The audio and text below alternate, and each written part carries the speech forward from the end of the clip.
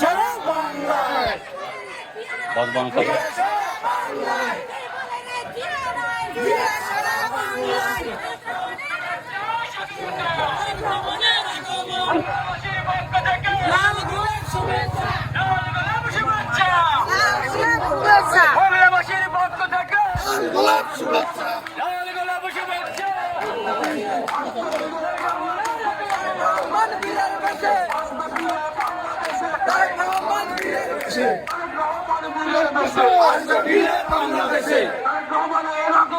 শুভেচ্ছা স্বাগতম, শুভেচ্ছা স্বাগতম।